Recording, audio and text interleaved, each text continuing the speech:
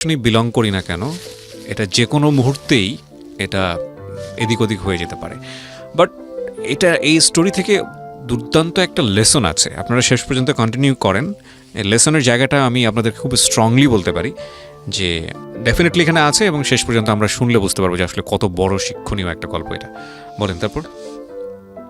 তো এইভাবে মানে চলতে থাকে, পড়ালেখা চালাতে থাকে, কারণ আমি অলরেডি তখন লাইফে কি হতে পারে বা কতটুকু আমি ফেস করতে যাচ্ছি সেটা অলমোস্ট কিছু হলেও টের পাচ্ছিলাম।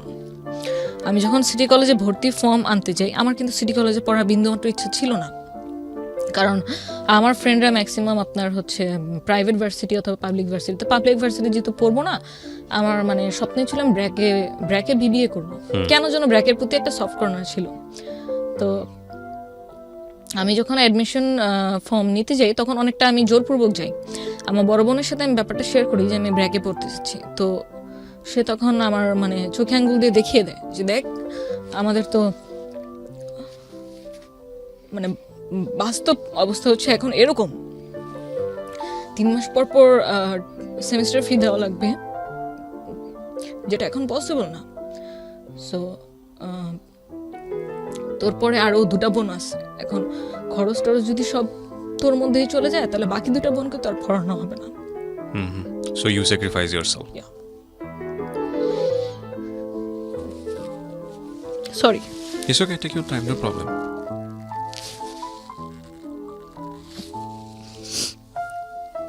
ভেরি লার্নিং স্টোরি প্রিয় দর্শক এবং শ্রোতা, শেষ পর্যন্ত শুনবেন আপনারা।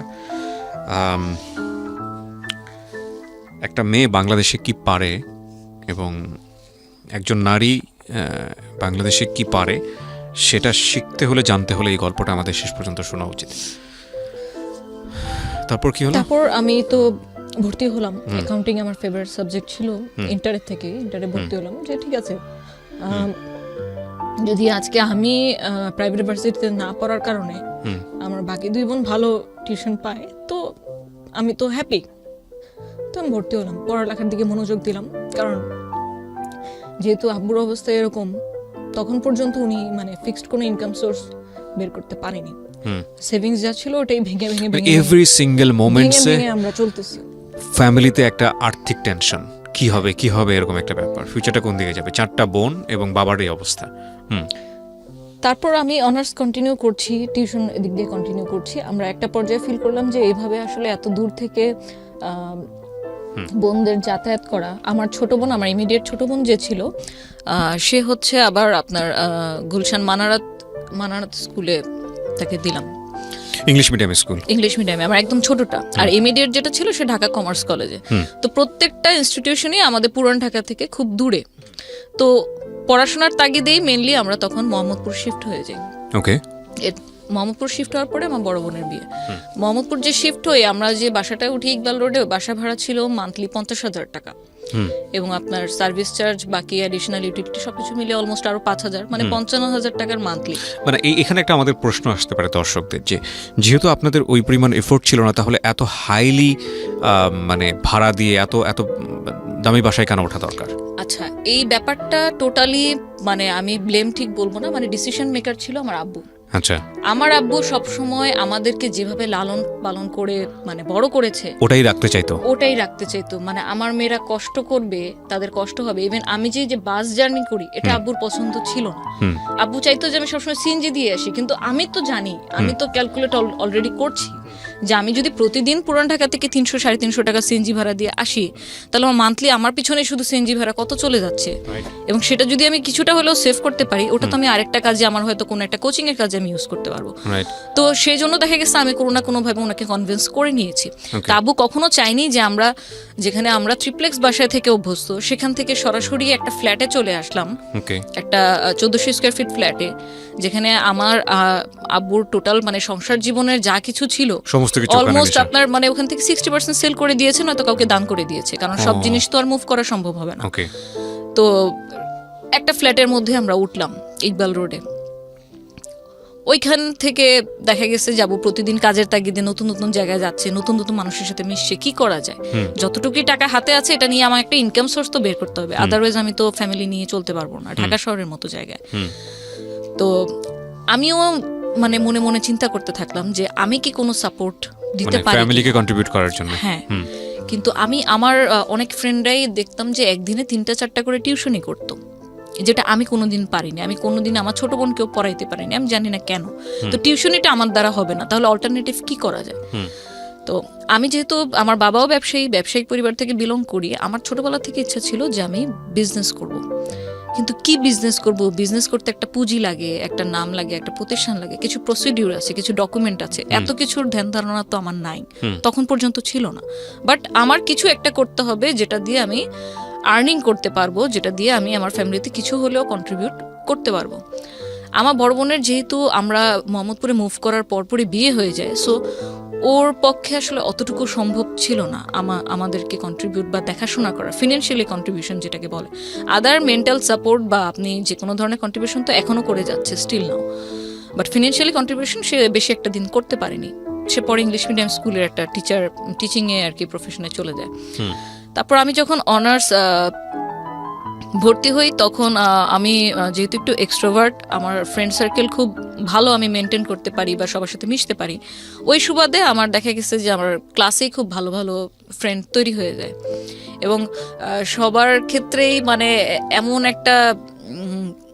একটা ফিডব্যাক আমার পেতে হয়েছে, যখন আমার সাথে কেউ মিশতো, খুব ভালো ঘনিষ্ঠ ফ্রেন্ড হয়ে গেছে, আস্তে আস্তে যখন ও আমার ব্যাকগ্রাউন্ড জানতো, আমার ফ্যামিলি বাবা ছিল, আমরা অমুক জায়গায় ছিলাম, আমাদের ছিল, সবাই শুধু আমাকে একটা কমন কোশ্চেন কেন যেন করতো, তোমাকে দেখে তো বোঝা যায় না যে তোমাদের এত মানে সম্পত্তি ছিল।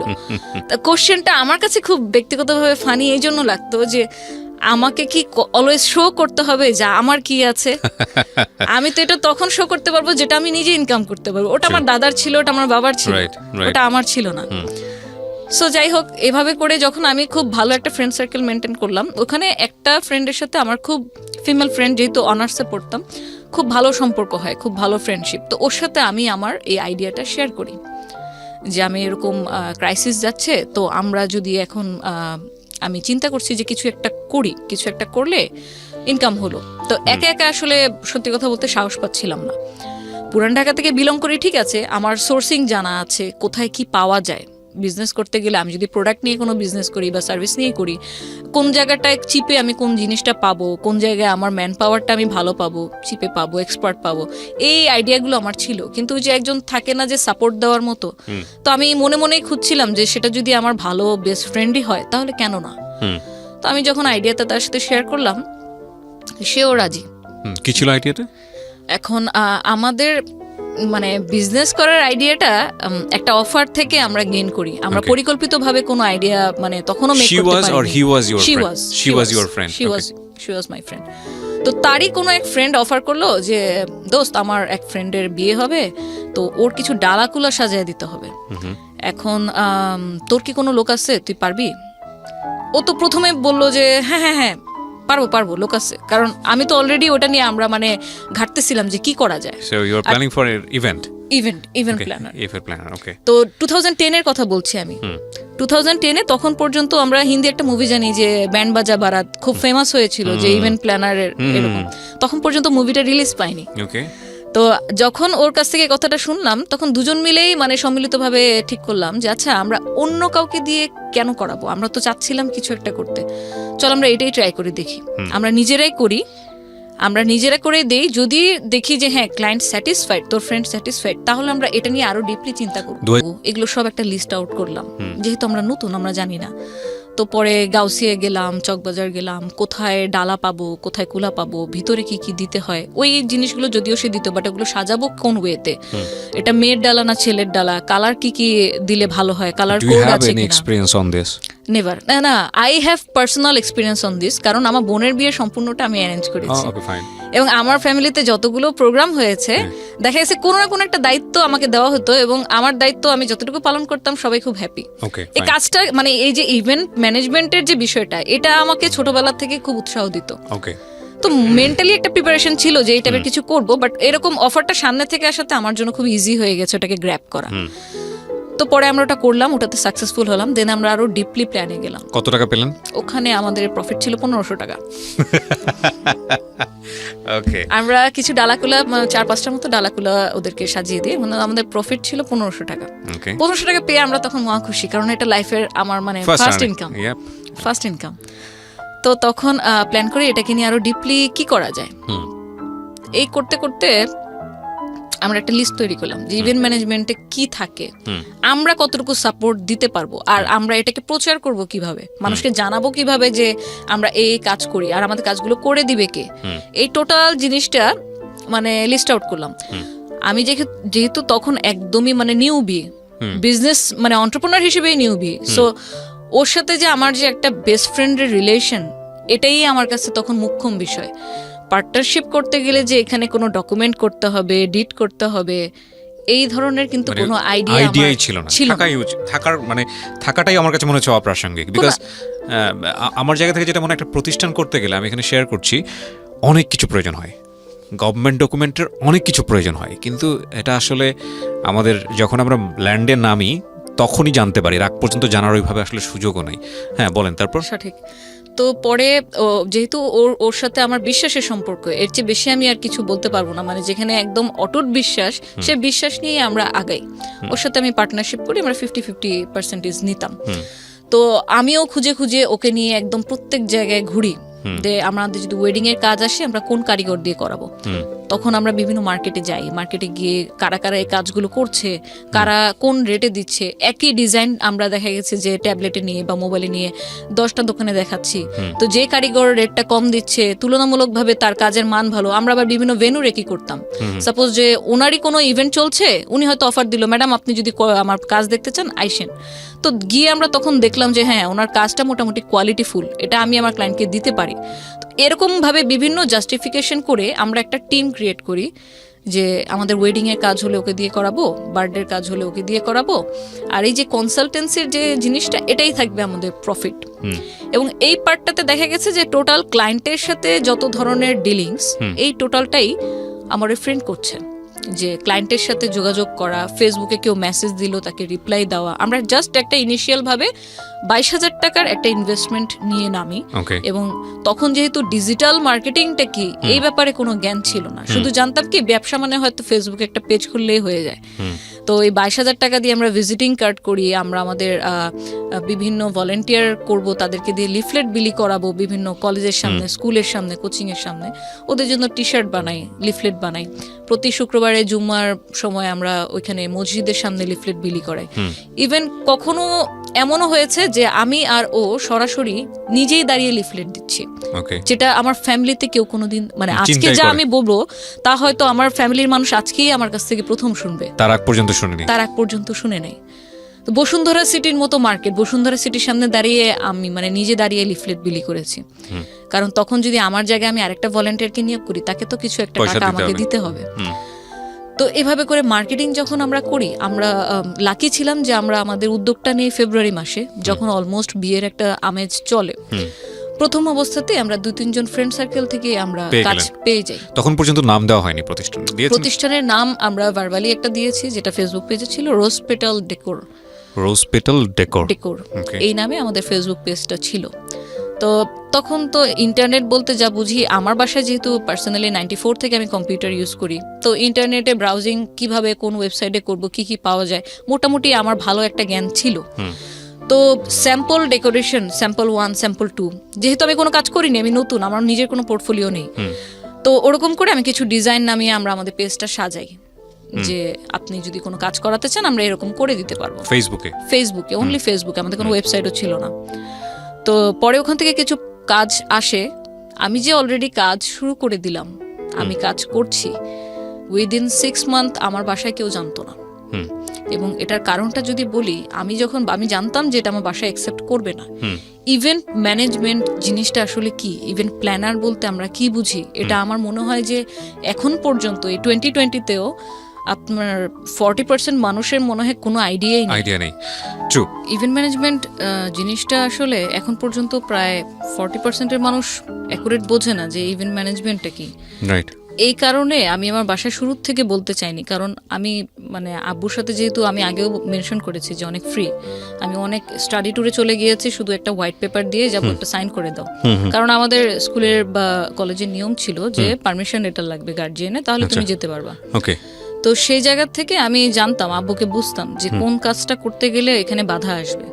কিন্তু আমি কিন্তু ভেতর ভেতর তখন এটাও ফিল করছি যে আমি যদি এখন কোন একটা স্টেপ না নেই তাহলে যেভাবে চলছে এভাবে আদৌ কয়দিন চলতে পারবে। রাইট। তো এই জন্য আমি জানাইনি, ইচ্ছে করে আমি ইন্টেনশনালি 6 মাস পর্যন্ত আমি জানাইনি। ইভেন হয়তো আমি আরো বেশি দিন জানাতাম না, কিন্তু যখন দেখলো আমি রাত জাগা শুরু করলাম, রাত জেগে আমি ডিজাইন করতাম, বিভিন্ন ডিজাইন কালেকশনে নামাতাম, আমি ক্রিয়েটিভ কাজ করতাম, আমার বার্থডে সেটটা কিরকম হলে ভালো হয়, মেয়েদের জন্য হলে কি, বিভিন্ন অফার টফার আমাদের পেজে দেওয়া লাগতো। তারপর একদিন যখন আমার লিফলেট কিছু আমার বাসায় ছিল, আব্বু একদিন এমনিতেই হয়তো আমার অ্যাবসেন্সে রুমে ঢুকে তখন লিফলেটটা হাতে পেয়ে গেল। ওকে। এটা মানে উনি ওয়েট করছিল যে কখন আমি বাসায় ব্যাক করব কলেজ থেকে। তো সেই দিন তো একদম পুরো ধরা। তা আমি আবার ছোটবেলা থেকে এরকম ভালো হোক মন্দ হোক যেটাই হোক আমি মিথ্যা কথা কখনো বলি না, কারোর সাথেই না। এখন যদি আমাকে মার খেতে হয়, বকা খেতে হয়, খাবো, কিন্তু মিথ্যা বলবো না, কারণ মিথ্যা একদিন দুদিন 3 দিন আমাকে সেভ করবে এরপরে। সো আব্বুকে বললাম যে আব্বু আমি এরকম বিজনেস শুরু করছি। কিসের বিজনেস? এগুলো কি? বেলুন দিয়ে ডেকোরেশন, বিয়ের স্টেজ, এগুলো কি? আমি বললাম যে আমি বিজনেস শুরু করছি আমার ওই ফ্রেন্ডের সাথে। তো আমাদের এমনিতে কোথাও মুভ করতে হয় না, কারণ আমি তো জানি ওনার কনসেপ্টটা। আমি কোথাও যাচ্ছি, একা যাচ্ছি, গাড়ি ছাড়া যাচ্ছি, কোথায় যাচ্ছি, এগুলো নিয়ে তো উনি তো কনসার্ন হবে, এবং সেটা আমাকে করতে দিও না 100% শিওর। তো ওনাকে কনভিন্স করার জন্য আমার যতটুকু ইনফরমেশন ওনাকে দেওয়া দরকার ততটুকু দিলাম, যে দেখো আমি আমার ফ্রেন্ডের সাথে করতেছি, এটা একটা অনলাইন বেস, আমাকে কোথাও যেতে হয় না, আমি বাসায় থেকে কাজ করি, নেটে আমাদের অর্ডার আসে, আমি নেটেই আবার মেল করে এই জিনিসটা আমি আমার লোককে পাঠিয়ে দিই যে আমার অমুক ভেন্যুতে। কিছুটা ইনফরমেশন একে আমাকে হাইড করতে হয়েছে, না তো আমি আগাতে পারবো না। পরে উনি কোনোভাবে ওই দিনটা পার হইলো, বাট দেন যখন উনি এটাকে আরো ডিপলি বোঝার চেষ্টা করলো, আমারই তো বাবা, আমার শরীরে ওনার রক্ত, তো আমিও যেরকম ওনাকে ডিপলি বোঝার চেষ্টা করি উনিও আমাকে ডিপলি বোঝার চেষ্টা করে। তো একদিন এরকমই খাওয়ার টেবিলে বসে জিজ্ঞেস করতেছে যে হচ্ছে এরকম এখন পর্যন্ত মানে কবে এটা আসলে স্টার্ট করলাম, আর ওনাকে জানাইনি কেন, টাকাই বা পেলাম কোথায়। তো পরে আস্তে আস্তে আমি বললাম যে এরকম আমরা দুজন মিলে যেহেতু করছি, একার উপর বার্ডেনটা পড়েনি, কিছু আমার সেভিংস ছিল, কিছু রোজারিদের আমার ঈদি ছিল, সবকিছু মিলিয়ে আমি করছি। তো বলে তো এখন এটা অফিস, কারণ ওনার তো মেন্টালিটি ওরকমই যে আমার একটা অফিস থাকতে হবে, একটা ইনস্টিটিউশন থাকতে হবে, যেখান থেকে অর্গানাইজেশন থাকতে হবে, যেখান থেকে আমার আন্ডারে লোক কাজ করবে, আমি ওখানে বসে বসে অফিস করব। ওনার মেন্টালিটিটা এরকমই। বললাম অফিস তো এখন ইনিশিয়াল পর্যায়ে তো আর অফিস মানে নেওয়া যাবে না, এখন তো আমাদের ওরকম পুঁজি নেই। তো উনি আমাকে অফার করলো যে আচ্ছা এই বিজনেসে মানে ফিউচারটা কি শুনি, তাহলে আমি তোকে টাকা দিতেছি। কিন্তু আমাদের দুজনেরই মাইন্ডসেট এরকম ছিল যে আমরা এটা নিয়ে কতটুকু আগাতে পাবো এই ব্যাপারে তো আমরা নিজেরাই নিশ্চিত না। সো হোক সেটা বাবার টাকা, কিন্তু অলরেডি আমি একটা ক্রাইসিস পজিশনে আছি, আমার বাবার টাকার প্রত্যেকটা টাকা কিভাবে একদম 100% ইউটিলাইজ করা যায় সেই চেষ্টাতেই আছি। সো এখান থেকে আমরা কোনো সাপোর্ট নিব না, ওর ফ্যামিলি থেকে কোনো সাপোর্ট নেয়নি, আমিও নেইনি। তাবুকে বললাম যদি লাগে আমি চেয়ে নিব। বাট দিনকে দিন দেখলাম যে যখন ইভেন্ট ঘন ঘন আসতেছে, আমাকে ঘন ঘন বাইরে যাওয়া লাগতেছে, আমি বাসায় বসে বসে পেপার কাটিং করে জিনিসপত্র বানাচ্ছি, তো আব্বুর কোনো দিক থেকে এই কাজটাকে মানে সম্মানজনক মনে হলো না। ওনার দৃষ্টিভঙ্গি থেকে মনে হলো যে আমি হয়তো কোনো সহজ সরল ভাষায় যেটাকে কামলা খাটা বলে, যে আমি কামলা খাটতেছি, এটা কোনো ব্যবসায় পর্যায়ে পড়ে না, এটাকে ব্যবসা বলে না। আচ্ছা, তো আব্বুর কাছে এই কাজটা তখন যেটা বুঝলাম যে সম্মানজনক মনে হচ্ছে না, কারণ উনি তো দেখে আসছে, নিজেও ব্যবসা করে আসছে, যে একটা অফিস থাকবে, সাথে কিছু অ্যাসিস্ট্যান্ট থাকবে, ওখানে বসে অফিস করবে, মানে কাজের লেভেলটাই অন্যরকম। বাট যখন দেখতেছে যে আমি ক্লায়েন্ট থেকে অর্ডার নিচ্ছি ঠিকই, কিন্তু আমি বাসায় বসে অনলাইনে চ্যাটিং করছি, বা হচ্ছে আমার হাতের করার যে কাজগুলা, বেলুন দিয়ে কোনো কাজ বা হ্যান্ডিক্রাফট আইটেম, এগুলো নিজে বাসায় বসে বসে করছি, স্টিকার কাটছি, তখন এই জিনিসটা ওনার কাছে মানে ভালো লাগলো না যে আমার মেয়ে কেন, হ্যাঁ আমার মেয়ে কেন এই ধরনের কাজ করবে, এটা কি কোনো কাজের মধ্যে পড়ে নাকি। আমাকে পরে এক পর্যায়ে এরকম অফার করে বসলো যে তোমার মান্থলি কত টাকা লাগবে, তুমি বাসায় বসে থাকো, আমি তোমাকে টাকা সি দিচ্ছি। দ্য থিং ইজ দ্যাট আপনি তো এখনো বিয়ে করেননি। না, আমি বাবা, হ্যাঁ, আমার একটা মেয়ে আছে 3 বছর বয়স ক্রস করেছে। আপনার বাবার ব্যাপারটা আমি ফিল করতে পারি, মানে আপনি যেটা বলছেন সেটা 100% রাইট। মানে আমার মেয়ে হলেও আমি খুব টেনশনে থাকতাম। এটাকে আসলে নেগেটিভলি নেওয়ার কিছু নাই, না। But it happen in family, right? Okay, বলেন তারপর। তো তারপর যখন আমাকে মানে যখন দেখলো আমি কাজে খুব মশগুল হয়ে যাচ্ছি, খুব ডিপলি কাজটা, মানে আমার পড়াশোনার ক্ষতি করে না, বাট আমি কাজটাকে খুব পছন্দ করছি, যত দিন যাচ্ছে আমি এটাতে বেশি ইনভলভ হয়ে যাচ্ছি। আগে হয়তো মান্থলিতে একটা কাজ করতাম বা দুটা, এখন এমনও হয়েছে যে এটা অলমোস্ট আমার 1 বছর হয়ে গেছে, 1 বছর 1.5 বছর রানিং আমার ব্যবসার। তো তখন দেখা গেছে যে আমার একটু বেশি বেশি অর্ডার আসতেছে, তখন অফ সিজনেও আমি কাজ করতেছি।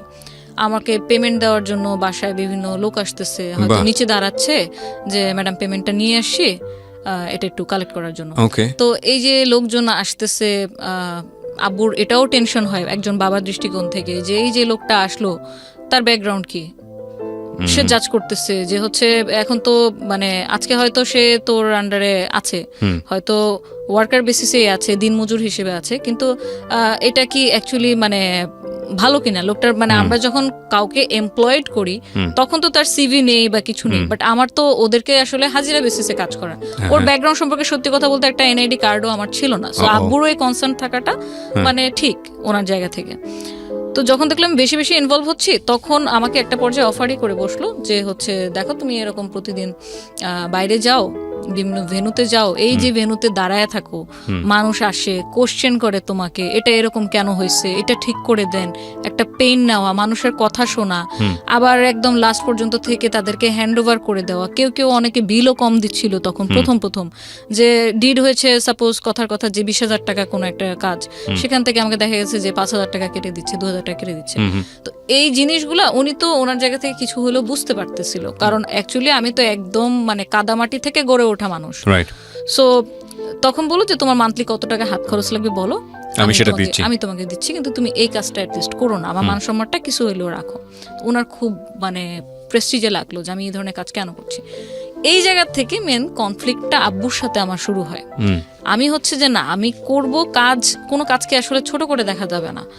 আমার দাদার সিম্পল একটা ব্যাকগ্রাউন্ড যদি বলি, উনি কিন্তু পাকিস্তান 1964 থেকে উনি বিজনেস করে, কিন্তু উনি কি এক লাফে শিল্পপতি হয়ে গেছে তা তো না, ওনার কিন্তু একটা স্ট্রাগল ছিল।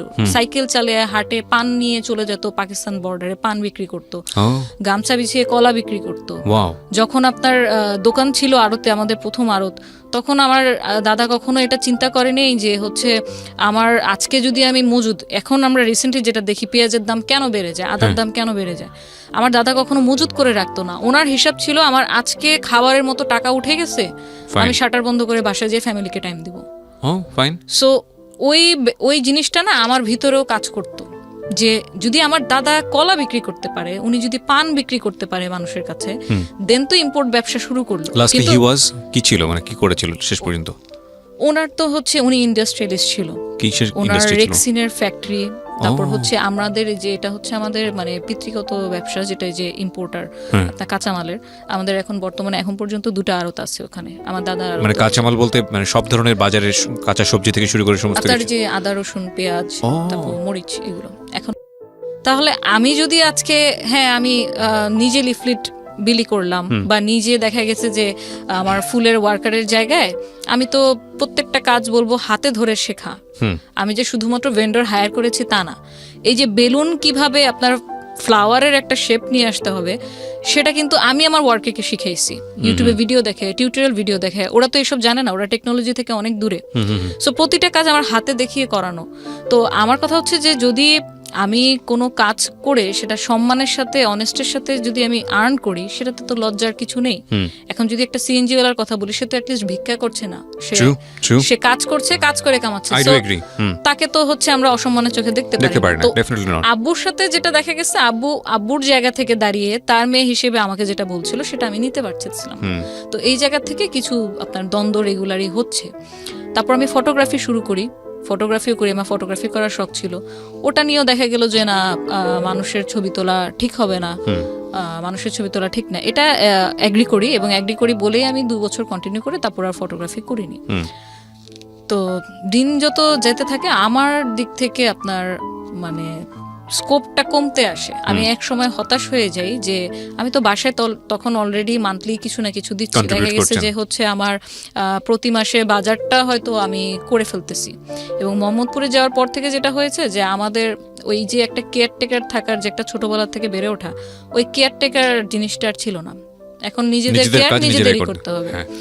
সো যেহেতু মোহাম্মদপুর থাকি, আমি বাজার, কাঁচা বাজার যেটাকে বলে বাসার সদাই কেনা, এটা আমিই করতাম। আমাকে ছোটবেলা থেকে আমার চাচা চাচি, খালা খালু, মামা এরা বলতো যে এটা তো কুতুবের, আমার আব্বু আর কি, কুতুবের মেয়ে না, ও হচ্ছে কুতুবের ছেলে। কারণ ওই যে ছোটবেলা থেকে এই ধরনের কাজ আমি করি। তো বাজারে একদম টোটালি 2010 থেকে শুরু করি, এখন 2020 চলে, 10 বছর ধরে আমার বাসার বাজার আমিই করি এখন পর্যন্ত। তো তখনও কন্ট্রিবিউট করছি, হয়তো কিছু কন্ট্রিবিউট করতে পারতেছিলাম বলে আব্বু একদম টোটালি জিনিসটাকে মানে ডিসএগ্রি করতে পারেনি। আচ্ছা করতেছে করুক, কিন্তু আব্বুর ধারণা এবং সবার ধারণা, আমার বোনের ধারণাও এটা ছিল যে ইভেন্ট ম্যানেজমেন্ট জিনিসটা মানুষ ভালো চোখে দেখে না। তারা ইভেন্ট বলতে ভাবে যে হয়তো আমরা যেটা দেখি বিভিন্ন ফেয়ারে গেলে আপনার রিপ্রেজেন্টেটিভ থাকে কিছু, ফর্মাল ড্রেসে পরা, আইডি কার্ড ঝুলানো, কি লাগবে স্যার, কি সার্ভিস দিতে পারি, এই ধরনের। ওনাদের কনসেপ্টটা অতটুকুর মধ্যে সীমাবদ্ধ ছিল যে দেখ, মানুষ তো আর বুঝবে না যে তুই এখানে নিজে ভেন্যুতে, মানে তুই মালিক, তুই ডিরেকশন দিচ্ছিস, কিন্তু কাজ করতেছে তোর আন্ডারে অন্য কেউ। মানুষ কিন্তু ইভেন্ট ম্যানেজমেন্ট বলতে এটাই ভাববে যে তুই নিজে ফিজিক্যালি ওইখানে গিয়ে হয়তো এরকম সবার সাথে মানে অ্যাজ এ জব টাইপের কাজ আর কি এরকম করতেছিস। তো এটা আসলে আমাদের সাথে যায় না। আমাদেরকে মানুষ কি বলবে, যারা পরিচিত আত্মীয় স্বজন আছে এরা তো এটা ভালো চোখে দেখবে না, ইভেন দেখছে না এখন পর্যন্ত, তুই এটা ছেড়ে দে। তো এরকম বোনের সাথেও দ্বন্দ্ব চলতেছে, বাবার সাথেও দ্বন্দ্ব চলতেছে। আমাকে এটা মানে ম্যানেজ করতে খুব কষ্ট করা লাগছে। ম্যানেজ আমি ততদিন পর্যন্ত করতে পারিনি যতদিন না আমি আরো বড় বড় কোনো কাজ আমি নিয়ে আসতে পারতেছিলাম। কন্টিনিউ আমরা মার্কেটিং করার চেষ্টা করতেছি কিভাবে আরেকটু ভালো কাজ করা যায়। তো আল্লাহর অশেষ রহমতে দেখা গেছে যে অ্যাটলিস্ট 3 বছর যখন কেটে যায়, আমরা মোটামুটি তখন কিছু টুকটাক কর্পোরেট কাজ করা শুরু করি। যেমন আমরা বসুন্ধরা সিটি শপিং মলে আপনার রমজান মাসে যে 1 মাসের একটা ডেকোরেশন থাকে, আউটডোরে গেট থাকে, এই কাজটা আমরা প্রভিটা গ্রুপের স্পন্সরশিপ নিলাম, নিয়ে ওদের ব্যানারে আমরা ওখানে ডেকোরেশন করি। তখন আমরা রিয়েলাইজ করি কর্পোরেট কাজ কতটুকু ভ্যাস্ট হয়। মানে আপনার বসুন্ধরার সেই অ্যাডমিন লেভেলে গিয়ে ওনাদেরকে প্রপোজাল দেওয়া, এবং তখন যেটা আমরা ফিল করি যে যেটা বললাম যে আমাদের ডকুমেন্ট ছিল না কোনো, ট্রেড লাইসেন্স, টিন সার্টিফিকেট, এই জিনিসগুলা, আমাদের কোম্পানির নামে ব্যাংকে অ্যাকাউন্ট আছে কিনা, এই জিনিসগুলো যখন ভেরিফাই করা শুরু করে, তো তখন দেখা গেল যে এই জায়গায় তো আমরা ধরা। তাহলে আমরা এখন যে আমরা কাজ করব, একটু কর্পোরেট লেভেলে ঢুকবো, বড় কোনো কাজ করবো, সেক্ষেত্রে তো আসলে ওরকম পেরে উঠতেছি না। তো আমি পরে স্যারদের সাথে কথা বলে কনভিন্স করলাম যে স্যার, আমরা আসলে সত্যি কথা বলতে কর্পোরেট কাজ আমরা টুকটাক করেছি, বাট এরকম ভ্যাস্ট লেভেলে এখন পর্যন্ত করিনি। আপনি যদি আমাদের কাজের পোর্টফোলিও দেখতে চান, পোর্টফোলিও দিতে পারি, আমরা হয়তো খুব শীঘ্রই এটা আপনি যেটা যেটা ডকুমেন্ট বললেন আমরা করে ফেলবো। তো উনি খুবই সাপোর্টিভ ছিল, ওনার মেয়ের মতো করে আমাদেরকে বুঝালেন যে দেখো, তোমরা যেহেতু করতেছো তাহলে প্রফেশনালি করো, জিনিসটাকে এরকম করলে তোমাদের জন্য বেটার হবে, আরো বড় বড় ভালো ভালো কাজ তোমরা নিতে পারবা। কারণ হয়তো আজকে তোমার সাথে আমি কথা বলে কনভিন্স বলে আমি তোমাকে কাজটা দিচ্ছি, আদারওয়াইজ সবাই কিন্তু কর্পোরেট কাজ এভাবে দেয় না, এই ডকুমেন্টগুলো ডিটগুলো লাগে। তো তারপর আমরা কিছু কর্পোরেট কাজ করার পর যখন দেখলাম যে না, কর্পোরেট কাজ করার পরে বাসার মানে মতিগতি কিছুটা হলেও আস্তে আস্তে চেঞ্জ আসতেছে। যখন বললাম যে আমি বসুন্ধরা সিটিতে আছি মিটিংয়ে, ও আচ্ছা ঠিক আছে ওকে, যখন আব্বু কল দিত, তো যখন বুঝতে পারলাম যে না, ওনার মাইন্ডসেটটা এরকম যে কোনো অফিসিয়াল এনভায়রনমেন্টে কাজ করতে পছন্দ করে, তো উনি চায় ওনার মেয়েও ওরকম কোনো কিছু করুক। কিন্তু এই যে ওয়েডিং পার্টি, বার্থডে পার্টি, এই কাজগুলোকে ওনাকে আমি আর মানে কনভিন্স করতে পারলাম না, সেটা যত বাজেটেরই কাজ হোক না কেন। তো এর মধ্যে যখন ক্লায়েন্টদের সাথে ডিলিংসগুলো আমার পার্টনার করে যাচ্ছে কন্টিনিউ, এবং আমিও দেখা গেছে যে প্রতিনিয়তই নতুন নতুন কি ডিজাইন করা যায়। কারণ আমার যেটা মাইন্ডসেট ছিল যে আপনি যদি মার্কেটে, একটা কম্পিটিটিভ মার্কেটে ঢুকেন, আপনার প্রোডাক্ট যদি ইউনিক না হয় তাহলে ক্লায়েন্ট কিন্তু আপনার কাছ থেকে প্রোডাক্ট নিবে না। কারণ আপনি যেটা দিচ্ছেন ডিসকাউন্টে, এরকম ডিসকাউন্ট তো আরো 10 জন দিচ্ছে, আরো 20 জন দিচ্ছে, কিন্তু ওই 10 জন 20 জনের সাথে আপনার কোনো একটা জায়গায় পার্থক্য তো থাকা লাগবে। সো আপনার প্রোডাক্ট বা আপনার ডিজাইনটা যদি ইউনিক না হয়, সেক্ষেত্রে আপনি টিকে থাকতে পারবেন না। আমি কন্টিনিউ ওই ক্রিয়েটিভ লাইনেই মানে আমার সময় দিয়ে যাচ্ছি, সময় ব্যয় করছি। এই দিক থেকে যেটা হলো, আমি আমার পার্টনারকে তো টোটালি 100% 10% আমি ট্রাস্ট করে আসতেছি, কারণ হিসাব কিতাব থেকে শুরু করে সবকিছু ওই দেখতো। ব্যাক স্টেজের কাজগুলো আমি দেখতাম, কিন্তু ফ্রন্টাল ডিলিংস গুলো, ক্লায়েন্টের সাথে অ্যাকাউন্টসের জিনিসগুলো সব ও দেখছে। 2014 ডিরেক্ট যদি আসি, কারণ এটা কন্টিনিউ হচ্ছে আপনার আপ টু 2014 সেম জিনিসই চলে আসছে। Started from 2010। ইয়া 2010 আপনি 4 বছর পরের কথা বলছেন। হ্যাঁ, 4 বছর পরে কথা বলছি। এর মধ্যে তো আমার মানে মোটামুটি একটা নাম টাম হয়ে গেছে। আমাদের পেজে অলমোস্ট আপনার 8000 এর উপর লাইক চলে আসছে, এবং সব অর্গানিক লাইক ছিল। আমরা কখনো পেজ প্রমোশনও করিনি, কারণ ডিজিটাল মার্কেটিং কি তখন আমি জানেন না। হ্যাঁ, তো তখন যেটা হলো যে আম্মু সিক হয়ে যায় আপনার 2013 থেকেই। আম্মুর ব্রেনের নার্ভ শুকিয়ে গিয়েছিল, আমরা যেটা বুঝতে পারিনি। তো আম্মু সিক হয়ে যাওয়ার কারণে তখন দেখা গেছে যে মানে বাসায়ও সময় দেওয়া লাগতেছে, পাশাপাশি হচ্ছে আবার ইনকাম কিভাবে বাড়ানো যায় সে চিন্তাও। বাসার মেজো মেয়ে, বড় বোনের বিয়ে হয়ে গেছে, ছোট দুজন তো আরো ছোট। তো এইসব দেখাশোনাগুলো করা, আম্মুর এই যে হসপিটালে নিয়ে যাওয়া, ডাক্তার কি কি ফলো আপ দিচ্ছে সে ট্রিটমেন্টগুলো বুঝে নিয়ে আসা, সেগুলো আবার ফলো আপ করা, সবকিছু মিলে ভালোই প্রেশার যাচ্ছিল। কিন্তু বুঝতে পারিনি যে আসলে সামনে কি ঝড় অপেক্ষা করছে, ওয়েট করতেছে। কারণ আমি কন্টিনিউ কাজের মধ্যে, তো কোনো কিছুর দিকে তাকানোর বিন্দুমাত্র কোনো মানে অবকাশ ছিল না। যখন দেখলাম যে একদিন খেতে গিয়ে, মানে আম্মু যখন খেতে গিয়ে দেখলাম আম্মু খাবার এখান থেকে বেয়ে পড়তেছে। আম্মু ঠিকভাবে খাও, তারপর দেখি যে না, সে যতই ঠিক করে এদিক দিয়ে পড়তেছে। যখন আমরা কোথাও বেড়াতে যেতাম, হাঁটতেছি, আম্মুকে যদি এভাবে হাত দিয়ে না ধরি তো আম্মু স্টেবল হতে পারে না, তার ব্যালেন্সটা পিছনের দিকে চলে যায়। তো তখন যখন আমাদের ফ্যামিলিতে 4 জন ডাক্তার, জ্যাঠার সাথে আলাপ করলাম।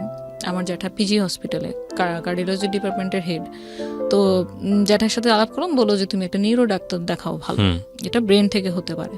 আমরা অ্যাপোলোতে ভালো একটা ইন্ডিয়ান ডাক্তার দেখালাম, ওনার আন্ডারেই পুরো ট্রিটমেন্টটা চলে 1 বছর নাগাদ। যখন দেখালাম তো আমাদের কয়েকটা রিপোর্টের টেস্টের পরে আসলো যে আম্মুর ব্রেনের যে নার্ভটা আছে ওটা আস্তে আস্তে শুকিয়ে যাচ্ছে। নার্ভ তো অনেকগুলা, হ্যাঁ, যেটা আপনাকে কমান্ড করবে যে হচ্ছে আপনি যেটা করছেন এটা ঠিক কিনা, মানে ঠিকভাবে করতে পারছেন কি, ওই নার্ভটা শুকিয়ে যাচ্ছে। তো যার কারণে উনি রান্না করতে গিয়ে হয়তো একবারের জায়গায় 3 বার লবণ দিয়ে দিচ্ছে। এটা আমরা রিয়েলাইজ করতেছি, উনি করতেছে না। নামাজ হয়তো একই নামাজ উনি 2 বার পড়তেছে, উনি বুঝতেছে না। তো এই জিনিসগুলো যখন খেয়াল করলাম তখন আমরা ইমিডিয়েটলি ডাক্তার দেখালাম, এবং টেস্টের রিপোর্ট যখন এরকম আসলো তখন সলিউশন শুনে আমরা আরো মানে আরেক লেভেলের হতাশায় চলে গেলাম যে এটার আসলে কোনো ট্রিটমেন্ট নেই।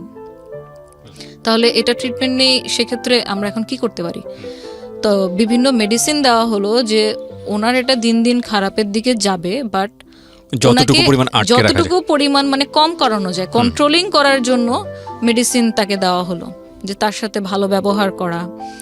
বাচ্চা সুলভ আচরণ হয়ে যাচ্ছিল দিন দিন, তো তার সাথে ভালো ব্যবহার করা, তাকে এক্সট্রা একটা কেয়ার দেওয়া, সব সময় একটু মানে আগলে রাখা, এবং তাকে টাইম দেওয়া। আমার আম্মুর কিন্তু অলমোস্ট আপনার 40 ইয়ার্সের উপর হয়ে গিয়েছে আপনার ম্যারিড লাইফ। তো এই টোটাল জার্নির মধ্যে কিন্তু আম্মুর কোনো ফ্রেন্ড ছিল না, কারণ আম্মু খুব কনজারভেটিভ ফ্যামিলি থেকে আসে এবং খুবই ধার্মিক ছিল। উনি ওনার ফ্যামিলি মেম্বারকেই সবচেয়ে আপন মানে সবসময় ভেবে আসছে। তো ফ্যামিলির বাইরেও যে কোনো ফ্রেন্ড মেনটেন করতে হয় বা কারোর সাথে আলাপচারিতা করতে হয়, ইভেন বোনদের সাথে, আমার আম্মুরা কিন্তু 10 বোন 4 ভাই, তো ওটাও কখনো শেয়ার করতো না। তো পারিবারিক লাইফে যেটা হয় আর কি, যে বিয়ের পরে যখন একটা মেয়ে অন্য কোনো সংসারে চলে যায়, তখন ভালো হোক খারাপ হোক তাকে ওটাই মেনে নিয়ে চলতে হয়। এখন আমরা রিসেন্টলি দেখতেছি অনেকে অনেক লিগ্যাল স্টেপে যাচ্ছে, সেই সময় আপনার আম্মুদের সময় অ্যাকচুয়ালি হতো না। ওখানে তো আসলে এটা কাউকে বলাই যাবে না, বললে মানুষ কি ভাববে যে আমি হয়তো আমার মধ্যে কোনো কমতি আছে, আমি হয়তো সংসার করতে পারছি না। তো আম্মুর যত ধরনের এই যে আমাদের ব্যবসা আব্বুর ফল হয়ে যাওয়া, বাসা বিক্রি করে দেওয়া, এই সব কিছু না মানে সে ভিতরে পুষে রাখছে। এবং এটার কারণটা আমরা যদি ডাক্তার না দেখাতাম এবং ধরতে না পারতাম যেটা নিউরোলজি প্রবলেম, তাহলে হয়তো আমরাও এটা বুঝতে পারতাম না। তো যখন ডাক্তারের কাছে যাওয়ার পর ডাক্তার জিজ্ঞেস করলো যে উনি এরকম কেন, আপনার কি নিয়ে কষ্ট? আম্মু খুব সবসময় হাসি মুখে কথা বলতো যে কই কষ্ট, আমার কোনো কষ্ট নেই, ওরা শুধু আমাকে এখানে নিয়ে আসছে। তো ডাক্তারও তো জানে যে এই ধরনের পেশেন্টদের সাথে কিভাবে আসলে তাদের কথাগুলো বের করতে হবে। তখন আস্তে আস্তে ওনার সাথে কথা বলতে থাকে এবং ঠিক যে পয়েন্টে গিয়ে মানে শুনে যে আমরা এখন ভাড়া বাসায় থাকি এবং আব্বুর আগে অনেক ব্যবসা ছিল, এখন এই মুহূর্তে আব্বুর ইনকাম কোনো কিছু নেই, তখন সে কান্না করে ডাক্তারের সামনে। That was the main diagnosis, যেটা উনি কারোর সাথে ইভেন শেয়ারও করতে পারেনি। শেয়ারও করেনি কখনো, আমাদের সাথেও করেনি, ইভেন আমার কোনো বোনদের সাথেও। আমরা কি করি যে আমার এখন খারাপ, সাপোজ আমার খারাপ লাগতেছে, আমি আমার ক্লোজ যে পার্সন, সেটা ফ্রেন্ড হোক ফ্যামিলি হোক, আমি তার সাথে শেয়ার করবো, দোস্ত আমার এরকম ভালো লাগতেছে না, কি করা যায়। কোনো সাজেশন, কোনো মানে ডিসিশন, কোনো ধরনের কোনো ফিলিংস সে কোনো দিন কারোর সাথে শেয়ার করে নাই।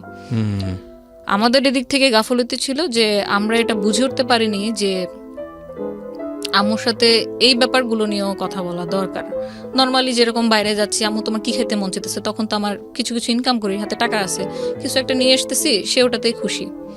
কিন্তু তার ভিতরে যে এত কিছু চলতেছে, নিজের সাথে যুদ্ধ চলতেছে, এটা আমরা কোনো রিয়েলাইজ করিনি যতক্ষণ পর্যন্ত কোনো সিমটম আমরা নিজের চোখে না দেখি। তো যখন এটা ডায়াগনোসিস করা হলো, তারপর ট্রিটমেন্ট শুরু হলো। এখন উইদিন 3 মান্থ মানে আম্মুর অবস্থা এরকম হয়ে গেল যে টোটালি অন্য মানুষ। সে কখনো কখনো কথা উল্টাপাল্টা বলতেছে, মানে এটা কোনো ভাষার মধ্যে পড়ে না, এমনি জাস্ট উল্টাপাল্টা ল্যাঙ্গুয়েজ বলতেছে, কোনো সেন্টেন্সের মধ্যে পড়ে না। মনে হচ্ছে যেন সে অলৌকিক কোনো কিছুর সাথে কথা বলতেছে, কিন্তু অ্যাকচুয়ালি রুমে শুধু আমরাই। কোনো কিছু দিয়ে তাকে থামানো বা তার কাছ থেকে কোনো অ্যান্সার বের করা, এরকম কোনো কিছুই আমরা পারতেছিলাম না। অলমোস্ট 8 মান্থ আপনার এভাবেই চলতে থাকে। নিজেকে অনেক হার্ট করতে করতে দেখা গেছে এখান দিয়ে আপনার ব্লিডিং হচ্ছে। সো 24 আওয়ার্স অবজারভেশনে রাখতে হতো কাউকে না কাউকে। তখন যখন দেখলাম যে আপনার মানে প্রতিদিনই অবস্থা খারাপের দিকে যাচ্ছে, ভালো তো হচ্ছেই না। বাথরুম সে কোনো কন্ট্রোল নাই। বাথরুমের কন্ট্রোল প্রায় আপনার মানে 8 মাস পরে গিয়ে টোটালি আউট অফ কন্ট্রোল হয়ে যায়। তখন আমরা যে আপনার অ্যাডাল্ট যে ডাইপার আছে, আমরা সেটা ইউজ করা শুরু করি। তো তার জন্য একটা মেইড রাখা হয়েছিল, উনিও খুব বয়স্ক ছিল, আমরা খালা বলতাম ওনাকে। একদম যেহেতু আমরা বাসায় থাকি না, আমার ছোট 2 বোন হচ্ছে স্টুডেন্ট, আমি পড়ালেখা করতেছি, পাশাপাশি কাজ করতেছি। আব্বু তখনও চেষ্টা করতেছে কি করা যায়। কিছু কিছু উনি ইনকাম দিত, মানে না দিলে বাসা কেমনে চলতো। সেভিংস ছিল, কিছু কিছু ইনকাম করতো, কিন্তু পার্মানেন্ট যে কোনো একটা ইনকাম সোর্সের সলিউশন সেটা কিন্তু তখনও হয়নি। অ্যান্ড ইটস অলমোস্ট মানে 2013 শেষের দিকে। তো যখন দেখলাম যে আম্মুর এরকম কোনো মানে ভালো তো হচ্ছেই না, দিন দিন আরো খারাপ হচ্ছে, তখন দেখলাম যে আমার কাজের প্রেশার কিছুটা যদি কমিয়ে দিয়ে আমি আম্মুর দিকে সময় দিই, হয়তো তার মানে মেন্টাল যে স্টেটটা আছে সেটা একটু বেটার হইতে পারে। তো তখন এক পর্যায়ে দেখলাম যে আম্মুর নিজের উপর থেকে টোটালি কন্ট্রোল নাই, এবং 6 মাস পর্যন্ত ওনার কোনো জ্ঞান ছিল না। মানে কি করতেছে? আমি তানিয়া, আমার ছোট 2 বোন, আমরা যে তার মেয়ে, আব্বু যে তার স্বামী, ওই বাসায় কে কে থাকে, শি হ্যাড নো সেন্স, তার কোনো সেন্স নাই টোটালি। যদি আপনি বলেন যে একটা মেন্টাল পেশেন্ট যেরকম থাকে, যে তার স্মৃতিশক্তি হারিয়ে গেলে যেরকম হয় অবস্থা, আম্মুর অবস্থা ওরকম ছিল, যে কিছুই বুঝতেছে না। একটা বাচ্চাকে আমরা কি করি, সে কিছুই বুঝে না, আমি তাকে কি কমান্ড করতেছি, বাবা তুমি বসো, বাবু তুমি খাও, বাবা তুমি এটা ধরো না। ওই বাচ্চা কিন্তু ততদিন পর্যন্ত আপনার ল্যাঙ্গুয়েজ বুঝবে না যতদিন পর্যন্ত না তার মধ্যে ভাষার বোধটা আসবে। তো আপনি ধরে নিতে পারেন যে আমার আম্মু আবার মানে সেই বাচ্চার কালেই চলে গেছে। তো তখন আমরা হয়ে গেছি গার্জিয়ান। তখন তাকে এভাবে বুঝানো, সে খেত না। ট্যাবলেট যে দিচ্ছে ডাক্তার, ট্যাবলেট কিভাবে খাওয়াবো, কারণ উনি তো ট্যাবলেট দিলে তো এভাবে ছুঁড়ে ফেলে দিতেছে, এদিক ওদিক ফেলে দিতেছে, মুখ থেকে ফেলে দিতেছে, খাবে না, তিতা। তারপর কলা ছিলে, কলায় ভরে ভরে তাকে ওই ট্যাবলেট খাওয়াইছি, কারণ এই ট্যাবলেট যদি না খাওয়াই তাহলে আমার হাইপার টেনশন আরো বাড়তে থাকবে, আর যত বেশি হাইপার টেনশন বাড়বে উনি ফিজিক্যালি তত মানে নিজেকে হার্ট করবে। এই জিনিসগুলো মানে এটা যে ফেস না করেছে সে বুঝতে পারবে না যে আসলে কতটা ভয়ঙ্কর রকমের যুদ্ধ হতে পারে নিজেদের পরিবারের মধ্যে, নিজেদের সাথে। মানে আপনি ভেবে দেখেন যে মানুষটা তার লাইফের অলমোস্ট মানে 42 ইয়ার্স শুধু সংসার জীবনে কাটিয়ে দিছে, তার স্বামী তার বাচ্চাদেরকে নিয়ে। এবং আমার আম্মু ফ্যামিলিতে অ্যাকচুয়ালি মেঝো ছেলের বউ, কিন্তু বড় বউ হিসেবেই আসলে গিয়েছে, কারণ আমার জ্যাঠা যেহেতু তখন ডাক্তার পাশ করেনি, সো উনি এমবিবিএস এর জন্য ওয়েট করতেছিল। তারপরে বিয়ে শাদী করলেন? আব্বুর যেহেতু পছন্দের বিয়ে ছিল, উনি আগেই বিয়ে করে ফেলছে। তো আমার আম্মু কিন্তু মা হওয়ার আগেই মা হয়ে গেছে, মানে ওনার নিজের সন্তান হওয়ার আগেই ছোট ছোট দেবর কিন্তু মায়ের মতো করে মানুষ করছে। ওনার হচ্ছে 8টা দেবর। তো 8টা দেবরকে লালন পালন করা, বড় করা, শ্বশুর শাশুড়ি খেদমত করা, তারপর আমরা হলাম, আমাদের কি করা, কতটুকু ভয়ঙ্কর ভয়ঙ্কর। আপনি যেটা বলছেন we can realise, yes. But the thing is that আপনি সন্তান হিসেবে এই জিনিসগুলো রিয়েলাইজ করেছেন, এবং অনেক সন্তানই এটা করে না। আমরা শেষ পর্যন্ত কন্টিনিউ করব। যারা দেখছেন তারা দেখলে বুঝবেন যে আসলে কি অসাধারণ একটা গল্প, কি অসাধারণ একটা জীবনযুদ্ধ এই মেয়েটি করেছে, এবং she is a great successor. আমরা যাই সামনের দিকে, জি প্লিজ। এবং আপনি বলছিলেন যে ওই সময়ই বোধহয় আপনার পার্টনারের সাথে কোনো একটা বিষয় নিয়ে কথা বলতে যাচ্ছিলেন। হ্যাঁ, এটাতে আসতেছিলাম। তো আমার সাথে যখন এই ট্রিটমেন্ট চলতে থাকে, একদিন হঠাৎ আমরা কিন্তু খুব ভালো কাজ করতেছিলাম। আমাদের অলমোস্ট তখন, আমি যদি একটু মেনশন করি, আমরা 100টার উপর ওয়েডিং ইভেন্ট করে ফেলি 4 বছরে, উইদিন 4 ইয়ার্স 100টার উপর ওয়েডিং ইভেন্ট করে ফেলি, এবং বার্থডে প্লাস আপনার 40-50টার মতো হয়ে যায়। আমরা আস্তে আস্তে খুব রিনোন হয়ে যাই, আমাদের রেগুলার কাজ আসতে থাকে, আমরা কাজ করতে থাকি। হয় কি, আমি জাস্ট নিজের লাইফে আমার আব্বুর প্রতিচ্ছবি দেখতে পারতেছিলাম। আমার আব্বু যতগুলো কর্মচারীকে হাতে ধরে কাজ শিখাইছে, সেই কর্মচারীগুলো একটা পর্যায়ে গিয়ে আব্বুর সাথে বিট্রে করছে, এবং এক্স্যাক্টলি সেম জিনিসটা আমার ক্ষেত্রে হয়েছে। আমি 4 বছর ধরে হাতে কলমে ধরে হোয়াট ইজ ইভেন্ট ম্যানেজমেন্টে কি কি জিনিস থাকে, আমরা কিভাবে ক্লায়েন্টকে অ্যাপ্রোচ করব, ক্লায়েন্ট কিভাবে আমাদের খুঁজে পাবে, আমরা কাকে দিয়ে কোন কাজ করাবো, কোন জিনিস কোথায় পাওয়া যায়, কোন কাজের বিল মার্কেট ভ্যালু অনুযায়ী কতটুকু রাখলে আমরা কাজের ডিলটা লক করতে পারবো, ক্লায়েন্টকে প্রেজেন্টেশন কিভাবে দিব, বার্গেন কোন লেভেলে করব, প্রফিট মার্জিন কত থাকবে, আমাদের মার্কেটিং কস্ট পরবর্তীতে কি কি থাকবে, ইচ অ্যান্ড এভরি ডিটেল হাতে কলমে শিখানো হয়েছে। কারণ ও তো ওই ব্যাকগ্রাউন্ড থেকে ছিল না, বাট আমার তো পার্সোনাল এক্সপিরিয়েন্স ছিল। ইনস্ট্যান্ট একদিন 2014 ফেব্রুয়ারিতে, জাস্ট এমনি কোনো আগের থেকে কোনো ঝগড়াঝাটি নেই, কোনো মারামারি কাটাকাটি, নাথিং, ইনস্ট্যান্ট একদিন বলে বসলো, তানিয়া আমি আর পার্টনারশিপে বিজনেস করব না। তো আই সেড ওকে, রিজন, কারণ কি, কোনো প্রবলেম হয়েছে আমাকে বলো, শেয়ার করো। তো বললো যে না, কোনো প্রবলেম নাই, বাট আমার কাছে মনে হইতেছে পার্টনারশিপে বিজনেস করা আর উচিত হবে না, আমি পার্টনারশিপে বিজনেস করতে চাই না।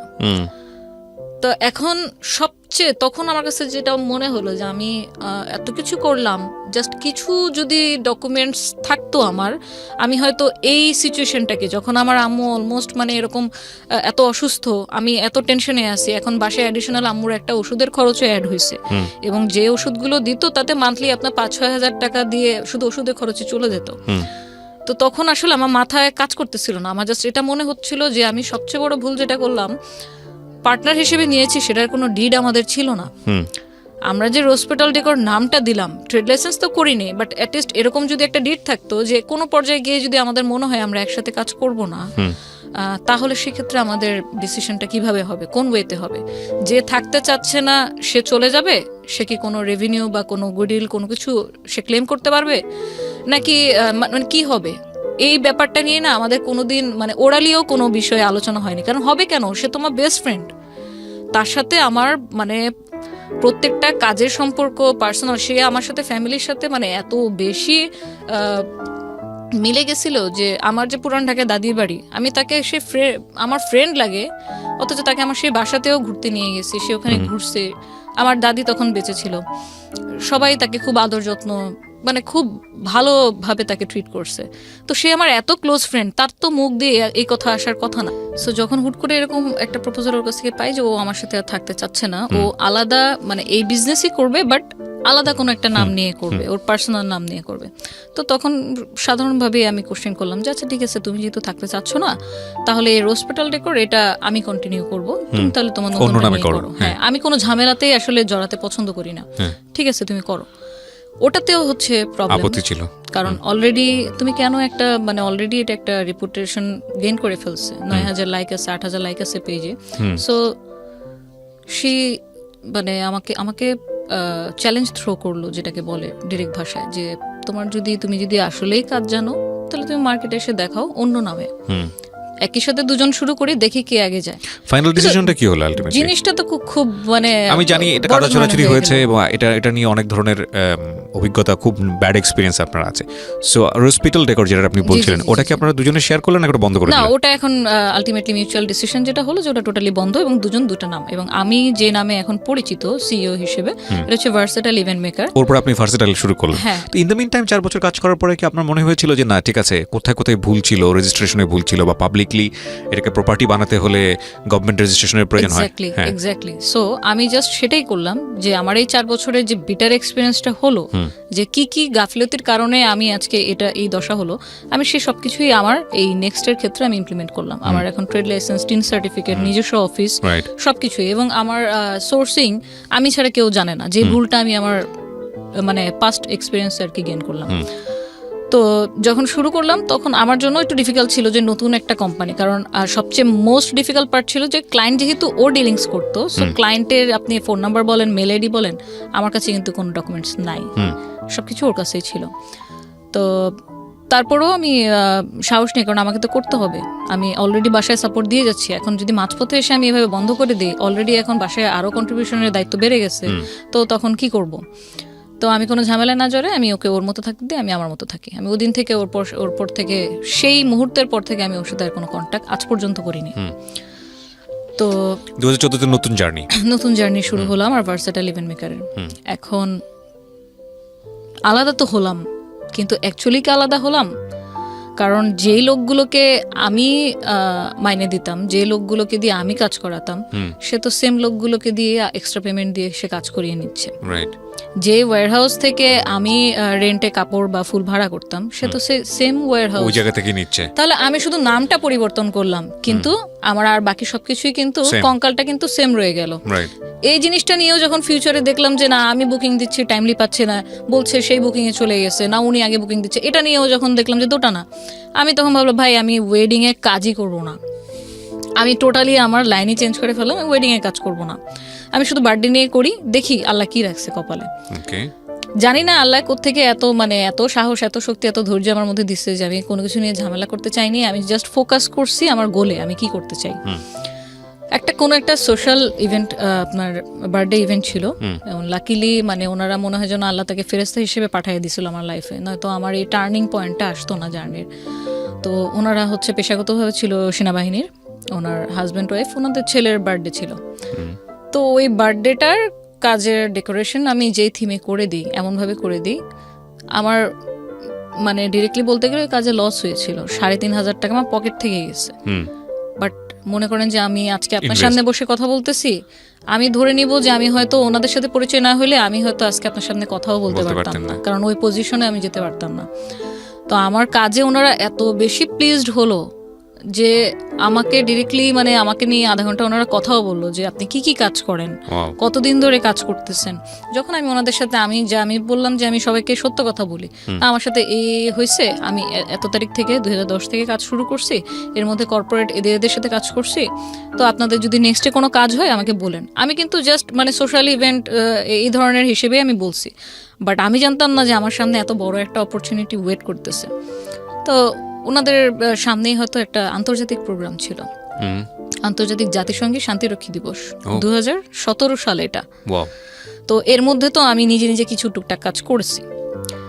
তখন বললো, আমাকে একদিন কল দিল যে হচ্ছে আপনি এরকম এই ধরনের কাজ কি কখনো করেছেন? তো আমি বললাম এই ধরনের বলতে এই প্রোগ্রামে যা যা লাগবে সেগুলো আমি আপনাকে সাপোর্ট দিতে পারবো, বাট সত্যি কথা আমি এর আগে কোনো আন্তর্জাতিক কোনো জাতীয় কাজ করিনি। The thing is that honesty is the best policy. আমি সবসময় এটা বলি, আমরা ছোটবেলায় শিখেছি সততাই সর্বোৎকৃষ্ট পন্থা।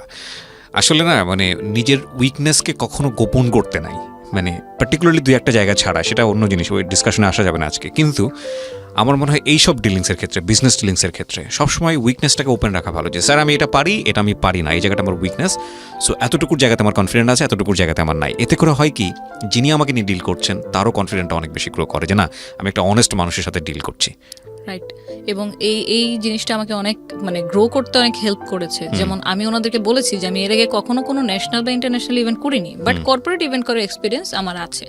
সো আপনাদের একটা ইভেন্টে কি কি লাগবে, কোন স্টেজ লাগবে, কোন গেট লাগবে, কোন ব্র্যান্ডিং লাগবে, ওখানে চিফ গেস্ট কি মাননীয় প্রধানমন্ত্রী থাকবে না মাননীয় রাষ্ট্রপতি থাকবে না অন্য কেউ, আমাকে ওভাবে বললে আমি ওই অনুযায়ী আপনাদেরকে ডিজাইন দিতে পারবো।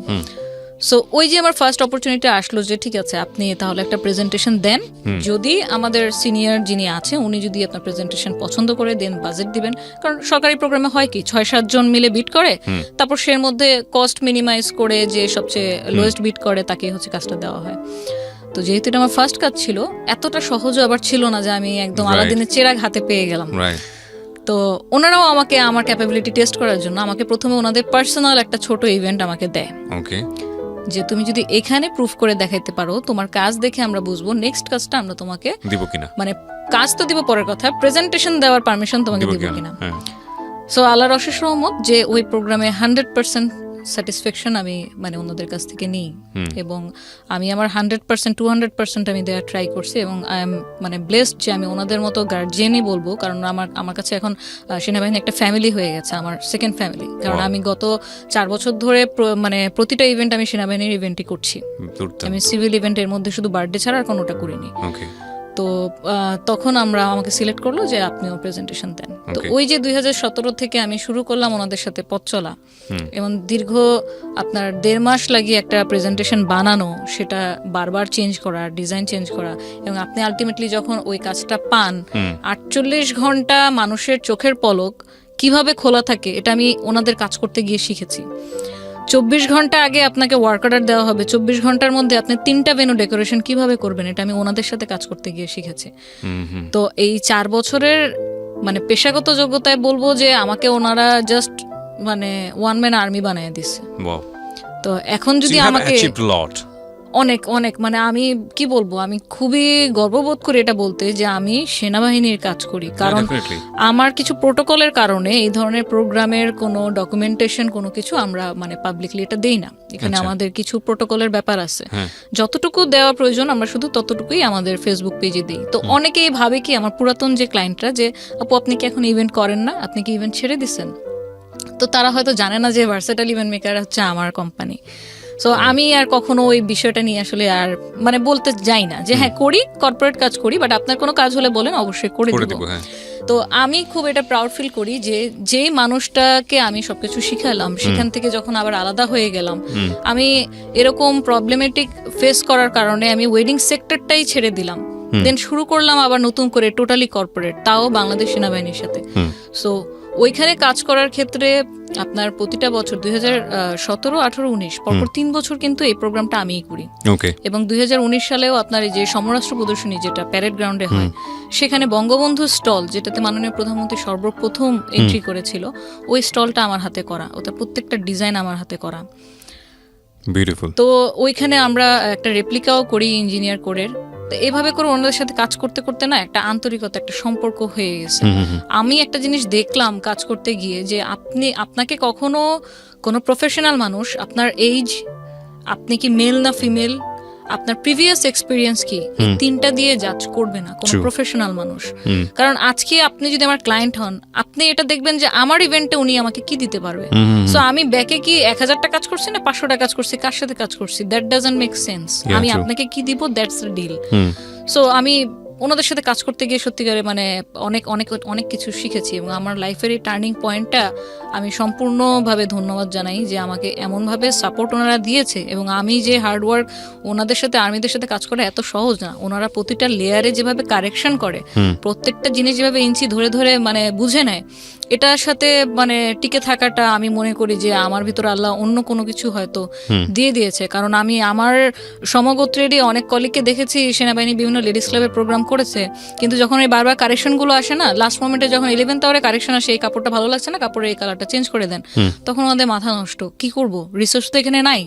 তো আমি যেহেতু হ্যাবিচুয়েটেড, তো আমার মনে হয় যে আমি একটা ব্লেসিং, আমি এটা নিয়েই আগাতে চাই, এটা নিয়েই সামনে করতে চাই। কি হলো মানে এই কাজগুলো আপনার পার্সোনাল লাইফের কি কি চেঞ্জেস আনলো? লাইক আমরা যতটুকু শুনেছিলাম যে আম্মু যখন সিক ছিল 2014-এ, যদি একটু বলি তো 2014-এর মার্চ মাসে, মে মাসের 6 তারিখে আম্মু কিন্তু মারা যায়।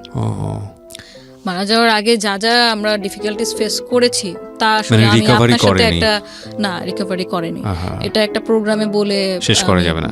শেষও করা যাবে না আর বোঝানোও যাবে না। তো আমাকে যদি বলেন যে আপনার লাইফের যদি কয়েকটা আপনার থেকে থাকে যে ইনকমপ্লিটনেস একটা বলেন, আমি সেই নাম্বার 1-এ বলবো যে আম্মু যখন তাকে হসপিটালে ভর্তি করলাম যে না বাসায় কন্ট্রোল করা যাচ্ছে না, বাসায় উনি অনেক বেশি হাইপার হয়ে যাচ্ছে এবং উনি খাওয়া দাওয়া করছে না বলে ডিহাইড্রেশনে ওনার ঠোঁট কালো হয়ে গেছে। তো এখন যদি আমি ইমিডিয়েটলি ওনাকে স্যালাইন না দিই আমিও আমাকে বাঁচাতে পারবো না। ইবনে সিনা বলেন আমাদের ধানমন্ডির আশেপাশে যে কটা হসপিটাল প্রাইভেট ছিল কেউ ভর্তি রাখেনি। কেন? কারণ সবাই ভাবতেছে উনি মেন্টাল পেশেন্ট। ও তো ওনাকে তো নর্মাল হসপিটালে কেউ ভর্তি রাখেনি। তারপর আমরা ওখানে বাবর রোডেই একটা প্রাইভেট হসপিটাল ছিল, মানসিক হাসপাতাল, সেখানে আম্মুকে মানে নিয়ে যাই যে দেখেন দিন ভর্তি থাকে এবং ওদের যে রুলস রেগুলেশন ছিল যে পেশেন্টের সাথে পেশেন্টের কোনো অ্যাটেন্ডেন্স অ্যালাউ না, কারণ ওইখানে ওনারা আল্লাহ জানে মানে এমন ভাবে ট্রিট করে পেশেন্টের সাথে যেটা মানে অ্যাটেন্ডেন্সটা দিতে টলারেট করে পারবে যে না। না। আমি সেখানে আম্মু কোনো সেন্স নাই, আমি যে তার মেয়ে সে জানেও না, কিন্তু আম্মুকে যে নিয়ে যাচ্ছে টেনে আম্মু আমার হাত এভাবে ধরে রাখছে, হাত ছাড়তেছে না, মানে সেটা রিয়েলাইজ করতেছে, বুঝতেছে যে কোথাও যাচ্ছে। তো পরে আমিও তো নাছোড়বান্দা, মানে আমি আসলে সত্যি কথা বলতে আমি আম্মুকে কখনো কোনো এরকম হার্ডশিপ ফেস করতে হবে এটা আমাদের ধারণার বাইরে। হুটহাট সব কিছু চেঞ্জ হয়ে গেল লাইফের, সব এভরিথিং। 7 দিন এখানে ভর্তি থাকার পর প্রতিনিয়ত ইনজেকশন পুশ করতেছে, স্যালাইন দিচ্ছে, খাওয়ানোর চেষ্টা করতেছে। কিছু কিছু ভালো মানুষ থাকে যে আপনার মারা যাওয়ার আগে খুব ভালো ভালো কথা বলে, ভালো মেমোরিগুলো দিয়ে যায় যাদেরকে রেখে যায়। তো আম্মুর সাথে যে এই 1 বছর এত অসুস্থতা এত কিছু, আমাদেরকে চিনতে পারতেছে না, নিজেকে হার্ট করতেছে, খাচ্ছে না, ডাইপার চেঞ্জ করানো লাগতেছে, গোসল করানো লাগতেছে, সবকিছু আমরা করতেছি। ঠিক মারা যাওয়ার আগে 1 সপ্তাহ উনি পুরো সুস্থ, মাশাআল্লাহ। উনি চিনতেছে, ওনার মধ্যে কোনো হাইপার টেনশন কাজ করতেছে না। জাস্ট ওই হসপিটাল থেকে নিয়ে আসলাম, আব্বুকে দেখে জড়াইয়া ধরলো, মানে এতদিন পর দেখছে। 6 মাস পর যখন আমার মা আমাকে চিনতেছে, এর চেয়ে খুশির আর কিছু নাই। It's a blessing. তো আমরা আবার ফলো আপের জন্য ডাক্তারের কাছে যাই। তো ডাক্তারের সঙ্গে যাওয়ার জন্য আম্মু সবসময় মানতো যে হচ্ছে ম্যারিড মহিলাদের নাক ফুল থাকা লাগবে, চুড়ি পরা থাকা লাগবে, না তো এটা ভালো না। তো আম্মু তো চুড়ি খুঁজতেছে, তাই আমার চুড়ি কোথায়, আমাকে চুড়ি দিয়ে, হুইল চেয়ারে বসা, ডাক্তারের কাছে যাবো। তো আমি বলছি আম্মু তোমার চুড়ি তো খুলে রাখছি, তুমি এরকম ব্যথা পাও এই জন্য খুলে রাখছি। ডাক্তার বলছে ওনার সামনে কোনো ধরনের কোনো জিনিসপত্র রাখবেন না, উনি যেহেতু হার্ট করে। আচ্ছা ঠিক আছে, তাহলে আমি তোমাকে চুড়ি আইনে দিব না, তো আমাকে কবে কিনে দিবা? কিনে দিব, আমি কালকে চুড়ি কিনে দিব। আচ্ছা ঠিক আছে, তারা এখন কিছু একটা দাও। পরে আমাদের ব্রেসলেট খুলে আম্মুকে পরাইয়া দিছি, তখন আর ভিতরে যাইনি যে চুড়ি বের করব। এই কালকে যে আমার লাইফে আর কোনোদিন আসবে না এটা তো ভাবি নাই। আমি জাস্ট পরের দিনই আমি একটা বিল পাইলাম আমার কাজের, ভালো অঙ্কের টাকা ছিল। আমার দুলাভাইকে নিয়ে বসুন্ধরা সিটিতে গেলাম, গোল্ডের দোকানে চুরি কেনার জন্য। চুড়ি কেনার জন্য। এখন আম্মুর যে ফিজিক্যাল প্রবলেমগুলো হচ্ছিল এটার জন্য আমরা আবার বাসায় ফিজিওথেরাপিস্ট অ্যাসাইন করি, যে ওনাকে কিভাবে হাত এরকম করা যাবে, পা ব্যায়াম করানো, মুখের ব্যায়াম করানো, এই জন্য ফিজিওথেরাপিস্ট হায়ার করি। ওটাও চলছিল ভালো। তো হঠাৎ করেই কেবল গোল্ডের দোকানে ওই দিন কেমন যেন একটা অশান্তি লাগতেছিল। আমি কিন্তু এই টানা 1 বছর আম্মুকে বাসায় রেখেই কাজে গেছি, বের হয়েছি, বাট কখনো এরকম মানে এই ফিলিংসটা কখনো হয় নাই। কেমন যেন একটা মানে কি যেন নাই, এরকম একটা ফিল করতেছি। তা আমি বারবারই আমার দুলাভাইকে তাড়া দিচ্ছি, ভাই তাড়াতাড়ি করেন, তাড়াতাড়ি করেন, তাড়াতাড়ি করেন, তাড়াতাড়ি নেন, কারণ আসলামই তো মাত্র, দাঁড়াও বাইকটা পার্ক করতে দাও। গোল্ডের দোকানে গেলাম, সাথে সাথে আপনার ফিজিওথেরাপিস্টের ফোন, আপু তাড়াতাড়ি আসো, আম্মু কেমন যেন করতেছে। আমার তো একদম মানে মনে এমন একটা মানে চিপ মারছে, আমি নিঃশ্বাস নিতে পারতেছিলাম না। ওইখানে রেখেই আর কোনো কিছু নেওয়ারই নেই, তাড়াতাড়ি যত দ্রুত সম্ভব বাসায় আসতে আসতে আমি আমার ডাক্তার চাচাকে ফোন দিই, আমার 8 নম্বর চাচাও ডাক্তার সার্জারির, ওনাকে ফোন দিই যে কাকা এরকম আম্মু নাকি কোনো রিয়্যাক্ট করতেছে না, তো ফিজিওথেরাপিস্ট এরকম ব্যায়াম করাইতেছে বাট উনি কোনো রেসপন্স করতেছে না, তো বলে এরকম ওই যে বুকে আপনার প্রেশার দেওয়া, মাউথ টু মাউথ হচ্ছে আপনার অক্সিজেন দেওয়া, এগুলো করতে বল, আর তুই একটা অ্যাম্বুলেন্স কল কর ইমার্জেন্সি। তো আমি ওই বাইকে বসে বসে আমি অ্যাম্বুলেন্স কল করলাম, আমার বাসার কেয়ারটেকারকে বললাম, একসাথে 3টা অ্যাম্বুলেন্স বাসার নিচে রেডি। তা আমি জাস্ট গিয়ে মানে দোতলাতেই ছিলাম জাপান গার্ডেন সিটিতে, সিঁড়িতে উঠতে গিয়ে পড়ে গেলাম, আরেকটা বাধা, আমার তো অলরেডি বাধা সকাল থেকেই মনের মধ্যে কেমন লাগতেছে। তো ঢুকে দেখি আমার হাত পা ঠান্ডা হয়নি, কিন্তু আমার রেসপন্স করতেছে না। বিশ্বাস করেন মানে আমি বুঝি নাই যে আমু নাই, কারণ এর আগে তো অনেক ডিফিকাল্টি ফেস করে আসছি অলমোস্ট 1 বছর, অনেকবার আম্মু সেন্সলেস হয়ে গেছে, অনেকবার অনেক কিছু হয়েছে, কিন্তু ওই দিনই কেন যেন মনে হইতেছিল যে আম্মু মনে হয় নাই। পরে আমরা ধরে টরে এগুলো বাসায় ওই ইনিশিয়াল ট্রিটমেন্ট দিয়ে কিছু হয়নি, আমরা পাশে সিটি হসপিটাল নিয়ে গেলাম ইমার্জেন্সিতে, ওইখানে সারাক্ষণই ধাক্কাইতেছি, আম্মু উঠো উঠো উঠো উঠো কথা বলো, আমি আসছি তো, তোমার জন্য চুড়ি কিনতে গেছিলাম, চুড়ি নিয়ে আসতে পারি নাই, যাবো তোমার নিয়ে যাবো, চোখ খুলো, কোনো কিছুতে কোনো সারা শব্দ নাই। যখন ইসিজি রিপোর্টটা হাতে পেলাম, জাস্ট একটা ব্ল্যাঙ্ক লাইন।